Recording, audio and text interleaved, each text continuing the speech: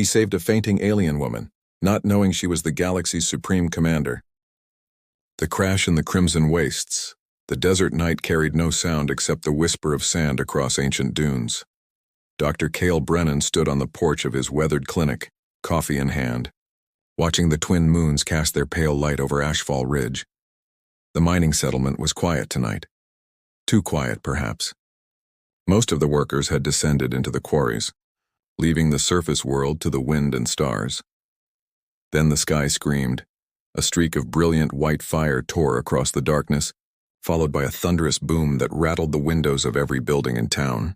Cale dropped his mug, watching as the object, clearly a spacecraft of some kind, plummeted beyond the eastern dunes, trailing smoke and sparks. The impact sent a plume of sand erupting into the night. Without thinking, Cale grabbed his medical pack and ran.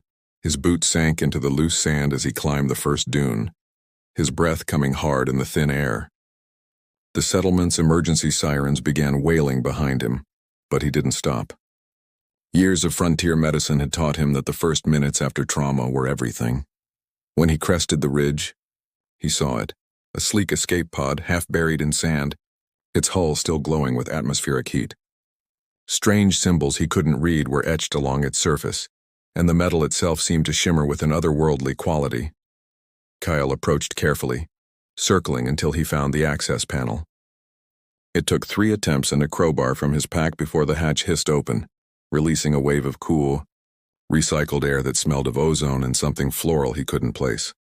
Inside, strapped to an acceleration seat, was a woman, but not entirely human. Her skin held the faintest purple hue like twilight-made flesh, and delicate silver markings traced patterns along her exposed collarbone and neck. Not tattoos, but something that seemed part of her very being. Her uniform, though torn and scorched, was made of material that caught the moonlight like liquid mercury. Dark hair fell across her face and her breathing was shallow, labored. Cale didn't hesitate. He checked her pulse, steady but weak, and carefully unbuckled the restraints. She was lighter than he expected, or perhaps adrenaline gave him strength. He lifted her from the pod, cradling her against his chest as he began the trek back to town. As he walked, her head rolled against his shoulder, and he caught a glimpse of her face in the moonlight. Even unconscious and injured, there was something striking about her features, a severity, an elegance that spoke of authority he couldn't yet comprehend. The clinic's lights had never looked so welcoming. Cale shouldered through the door, calling out to his assistant, Maya, who stumbled from the back room still pulling on her jacket. "Doc, what?" She stopped, eyes widening at the woman in his arms. "Prep the surgery bay," Cale said, already moving toward the back. "And lock the doors. I don't know who she is, but someone might come looking." He laid her gently on the examination table, his trained hands already assessing injuries, severe dehydration, a concussion, lacerations across her arms and torso. But what struck him most were the small details that marked her as different. The faint luminescence beneath her skin when his light passed over it. The unusual warmth of her blood when he cleaned her wounds. As he worked through the night, carefully stitching and bandaging, Cale found himself wondering who she was. A traveler? A fugitive? The technology of her pod suggested resources far beyond what any local government possessed. Dawn was breaking when he finally stepped back, satisfied she was stable. Maya had fallen asleep in the corner chair. The mysterious woman lay still, her chest rising and falling in steady rhythm. Cale pulled a blanket over her and dimmed the lights. Whoever she was, whatever had brought her crashing into his desert, she was his patient now. And in Ashfall Ridge, that was all that mattered. Healing and hiding. The woman opened her eyes 3 days later. Kyle was reviewing supply inventories when he heard the sharp intake of breath from the recovery room.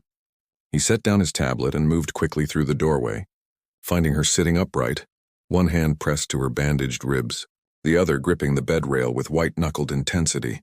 Their eyes met, and for a moment neither spoke. Hers were remarkable, violet flecked with gold, holding depths that suggested she'd seen more of the universe than he could imagine. They swept over him with an assessment that felt almost tactical before softening slightly. "Where am I?" Her voice was smooth, accented in a way he couldn't place. "My clinic, Ashfall Ridge, human territory." Cale raised his hands in a peaceful gesture. "You crashed in the desert. I'm Dr. Cale Brennan. You're safe here. She absorbed this information with visible calculation, her gaze moving to the window, the locked door, then back to him. How long? 3 days. You had significant injuries, but you're healing remarkably well. He approached slowly as one might a wounded animal. What should I call you? A pause. Sarah. The name came out quickly, almost too quickly. Just Sarah, Sarah, he repeated, offering a gentle smile. Are you hungry? I can bring something light. Your system's been through trauma. She nodded, and he noticed her shoulders relax fractionally. Whatever she was running from, she'd decided he wasn't part of it. Over the following days, they fell into an unexpected rhythm. Cale kept her presence quiet, telling the few who asked that he was treating a traveler recovering from exposure. Sarah, despite her injuries, proved restless in confinement. I can help, she insisted on the 5th day, watching him prepare medications for the evening clinic hours. You need rest. I've had nothing but rest. She stood, wincing only slightly. Your people come here sick.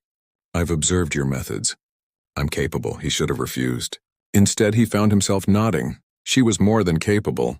Sarah moved through the clinic with quiet efficiency, her touch gentle with the minors' children, firm but reassuring with the adults. She asked questions constantly about human physiology, their medical practices, why he chose to work in such isolation. Someone has to, Kyle said one evening as they cleaned instruments together. The corporations extract wealth from these colonies but invest nothing in infrastructure. These people deserve care. Sarah paused, studying him with that penetrating gaze. You actually believe that? That they deserve care simply because they exist, don't you? She looked away. Where I'm from, value is measured differently. The moment hung between them, heavy with unspoken history. Their evenings became something Kyle found himself anticipating. After clinic hours, they'd share simple meals, rations and synthesized protein mostly, though Cale made an effort to cook when supplies allowed. Sarah seemed fascinated by the act of preparation, watching his hands as he chopped vegetables or stirred pots. We don't do this anymore, she said one night, accepting a bowl of stew. Prepare food manually. Everything is optimized, efficient, and joyless, Cale suggested. A small smile touched her lips, the first genuine one he'd seen. Perhaps. She told him fragments of a life he couldn't quite picture. Endless strategy sessions, impossible decisions, the weight of expectations she couldn't name. He shared his own story, medical school on Earth, the idealism that brought him to the frontier, the quiet satisfaction of small victories. You don't want more? Sarah asked, genuinely curious. Prestige, recognition? I have enough. He met her eyes across the small table. Do you? Her expression shifted, vulnerability flickering across features he was beginning to find beautiful in their strangeness. I thought I did. I thought it was enough to be necessary. That's not the same as being valued. Something in her gaze cracked. No, she whispered. It's not. The distance between them seemed to shrink without either moving. By the second week, Sarah had integrated herself into the clinic's daily rhythm. Patients accepted her unusual appearance without question. The frontier taught people to look past surfaces. Cale watched her with a young girl who'd burned her hand in the forges. Sarah's purple-tinted fingers gentle as she applied salve, her voice soft with reassurance. You're good at this, he said later. I'm good at many things, she replied, but her tone held no arrogance. This is the first time any of them have felt right. That night, as they stood on the clinic's porch watching stars scatter across the desert sky, Sarah moved closer. Her shoulder brushed his and neither pulled away. Thank you, she said quietly. For not asking questions I can't answer. Cale turned to her, finding her face inches from his own. When you're ready, I'll listen. Her hand found his, fingers intertwining. The touch sent electricity through him, not from any alien quality, but from simple, profound connection. I know, she said, and for now, that was enough. Truths beneath the stars. The heat broke on the 18th day, bringing cool winds that swept through Ashfall Ridge like a blessing. Cale closed the clinic early and Sarah suggested something that surprised him. Walk with me. Into the desert. They set out as the sun descended, painting the dunes in shades of amber and rose. Sarah had abandoned her damaged uniform for simple clothing Maya had provided. Loose pants and a shirt that somehow made her seem more herself, less like the mysterious stranger and more like someone real. They walked in comfortable silence until they reached an outcropping of red stone overlooking an ancient crater. Sarah sat on the warm rock and Kyle settled beside her, close enough that their thighs touched. "It's beautiful here," she said. "Harsh but honest. Everything reveals itself." "Is that what you've been doing?" Kale asked gently. "Revealing yourself?" Sarah drew a breath. "I've been trying. It's difficult when you've spent so long being what others need you to be." "Tell me something true. Just one thing." She turned to him, moonlight catching the silver tracings on her skin, making them shimmer. "I'm tired. I've been tired for longer than I can remember, carrying weight I never asked for but couldn't refuse. And then I crashed here, and for the first time in years I felt—" She struggled for words. "Light." Kyle reached up, brushing a strand of dark hair from her face. His fingers lingered on her cheek, tracing the curve of her jaw. "You don't seem like someone who crashes. You seem like someone who commands the sky." Her laugh was quiet, almost sad, once perhaps. "Now I don't know what I am." "I know what I see," he said. "Someone brave. Someone kind. Someone who's been alone too long." Sarah's eyes glistened. "Kyle." He kissed her then, softly at first, a question more than a statement. She answered by leaning in, her hand coming up to tangle in his hair, pulling him closer. The kiss deepened, carrying weeks of unspoken longing, and when they finally parted, both were breathless. "I shouldn't," Sarah whispered against his lips. "This can't—" "Don't," Cal interrupted. "Don't tell me all the reasons this is impossible. Just be here now with me." She nodded, and they kissed again, slower this time, savoring. His hands found her waist, careful of her healing ribs, and she sighed into his mouth, a sound of surrender and relief. When they finally drew apart, she rested her forehead against his. "I need to tell you something about who I really am. Sarah, that's not my name." She pulled back enough to meet his eyes. "It's Cirrus, Fleet Admiral Cirrus Valen, Sovereign Commander of the Aurelian Coalition's military forces." The words hung in the desert air. Kale processed them slowly, understanding clicking into place, the authority in her bearing, the tactical way she moved, the weight she carried. "How many worlds?" he asked quietly. 17 systems, 400 billion souls under our protection." Her voice was hollow. "I command the largest military force in known space, and I was fleeing an assassination attempt from my own command council when I crashed here." Kyle absorbed this, studying her face. "You thought I'd see you differently, don't you?" He touched her cheek again, thumb brushing across the silver markings. "You're still the woman who sang to that miner's daughter when she was frightened. Still the person who asked me why humans value individual life so highly. You're still Sarah to me, the person, not the title." A tear traced down her purple-tinted skin. "How can you be so calm?" "Because none of that changes what I feel." He kissed her forehead, then her closed eyelids, tasting salt.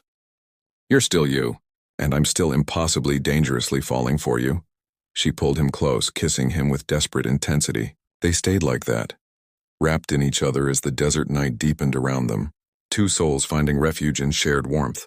Later, back at the clinic, they lay together on Kale's narrow bed, clothes discarded, her head on his chest as his fingers traced lazy patterns on her shoulder. The silver markings on her skin seemed to glow faintly in the darkness, beautiful and strange.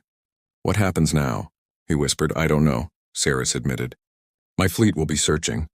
The conspirators will be searching. This peace can't last. Then we make the most of what we have."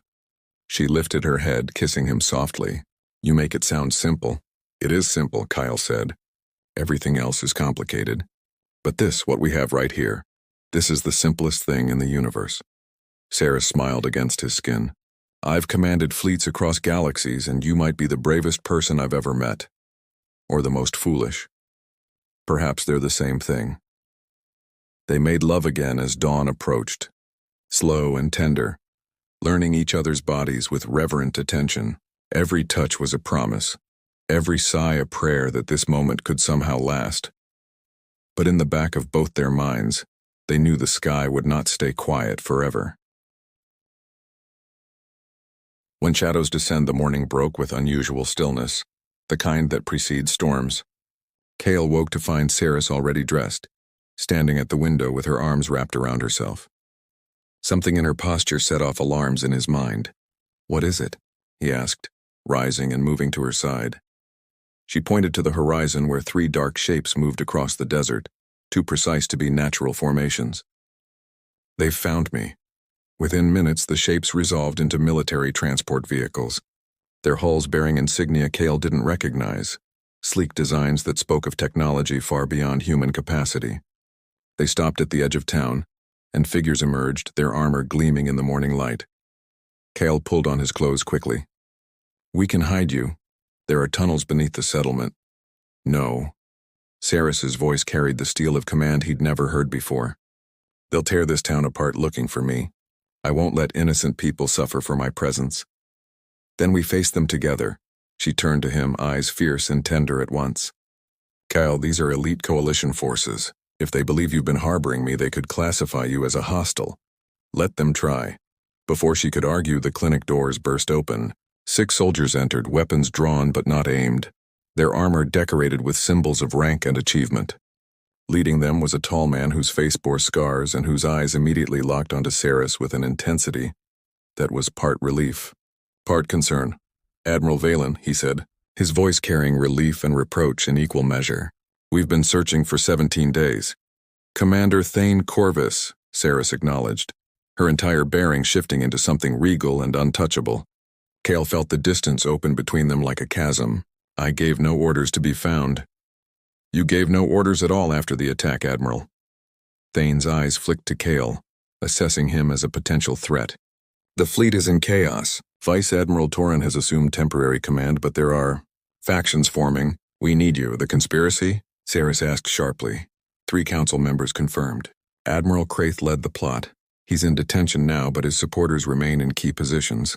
"Without you, the coalition risks fracturing into civil war."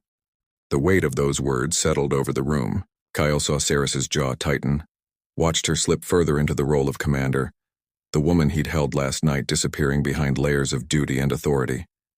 "And you trust me to return?" Saris asked quietly. "After someone within my own circle tried to kill me?" "I trust you more than I trust anyone else, Admiral."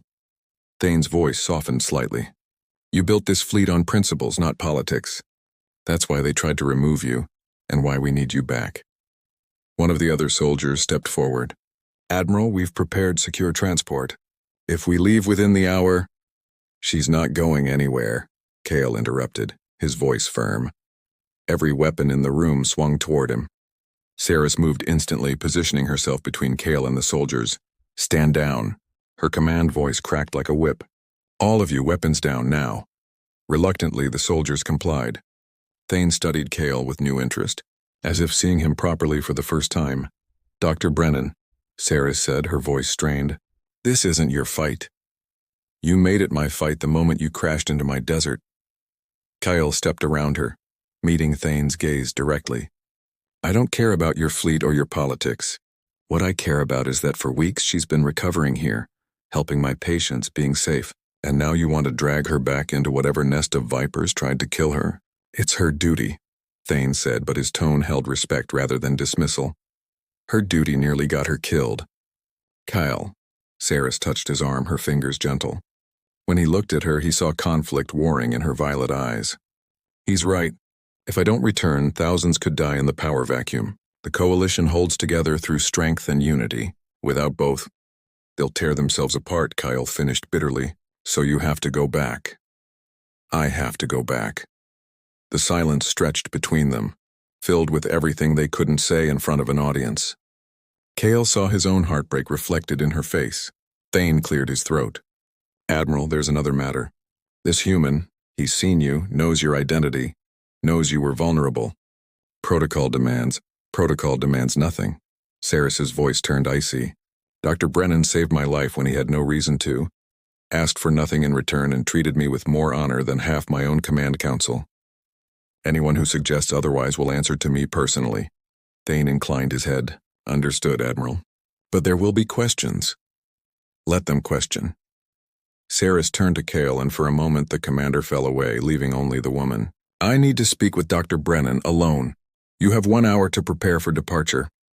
The soldiers filed out, Thane casting one last measuring look at Cale before closing the door. The moment they were alone, Saris pulled Cale into a fierce embrace. He held her just as tightly, feeling her tremble against him. "I don't want to leave," she whispered into his shoulder. "These past weeks, I've been more myself here than in years." "Then stay." Even as he said it, he knew it was impossible. "I can't. You know I can't." She pulled back, framing his face with her hands. "But this isn't goodbye. I won't let it be. How can it be anything else? You have an empire to run, and you have a clinic to manage patients who need you." Her smile was sad. "We're both prisoners of our choices, aren't we?" Cale kissed her, pouring everything he couldn't say into the contact. Love, fear, desperate hope. When they parted, both had tears on their faces. "Promise me something," Saris said. "Promise you'll be safe. That you'll keep helping people the way you helped me." "Promise me you'll come back," he countered. She kissed him again, softer. "I promise I'll try. And Cale, thank you for seeing me when I'd forgotten how to see myself." The hour passed too quickly. A choice between worlds. The transport vessel dominated Ashfall Ridge's small landing area, its sleek form making the surrounding buildings look primitive by comparison. Townspeople had gathered to watch, whispering among themselves about the strange soldiers and their mysterious purpose.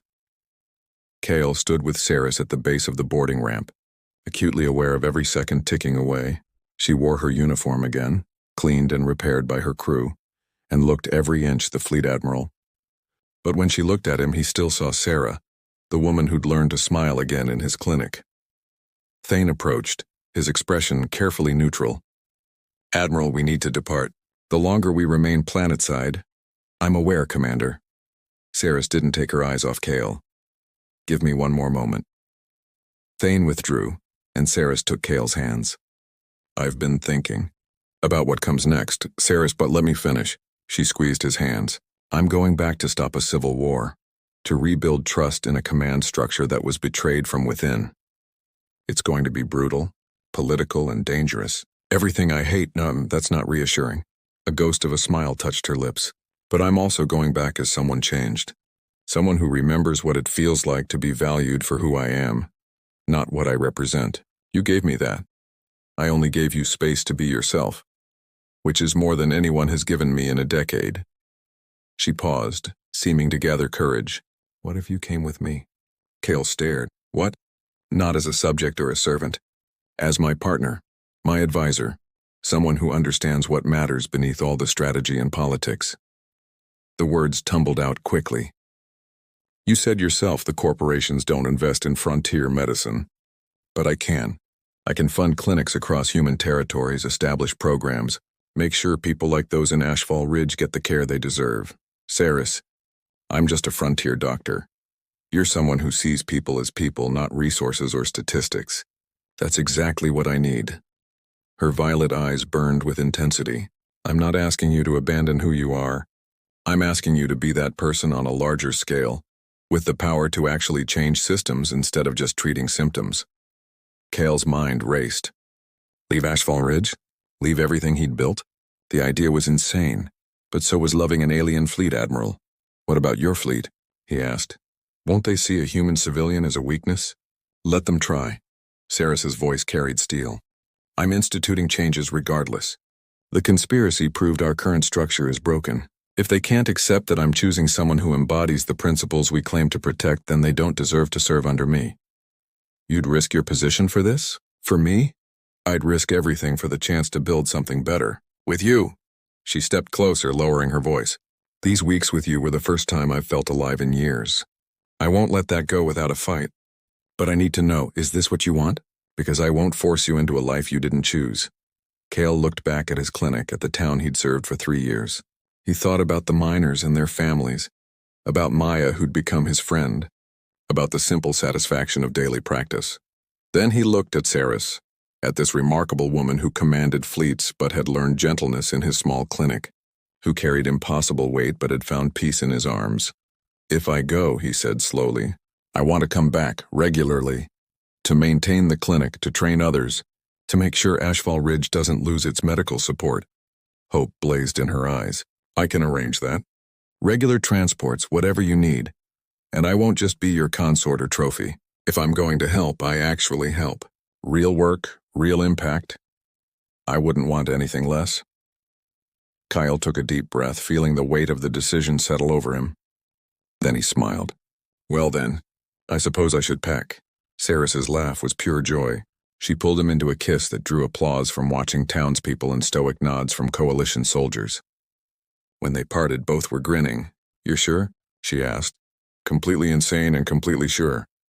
He touched her face gently. Someone has to make sure you remember to be human, even if you're not technically human. I love you, she said, the words soft but certain. I love you too, Cale replied. Now let's go prevent your civil war. The next hour was chaos. Cale hastily organizing his affairs. Maya tearfully accepting responsibility for the clinic with promises of regular communication. Townspeople gathering to say goodbye to the doctor who'd become their friend. As the transport lifted off, Cale stood beside Saris at the observation window, watching Ashfall Ridge shrink below them. She took his hand, intertwining their fingers. No regrets? She asked. Ask me after I've met your military council. She laughed, the sound lighter than he'd ever heard it. Fair enough. Thane approached, his expression carefully neutral. Admiral, the crew is curious about Dr. Brennan's role. Dr. Brennan will serve as my personal advisor on humanitarian operations and civilian relations, Saris said firmly.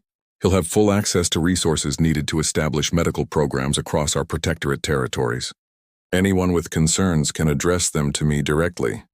Thane studied them both, then something softened in his scarred face. It's good to see you like this, Admiral. We've missed this version of you. After he left, Cale turned to Saris. This version? The one who remembers why we protect people in the first place.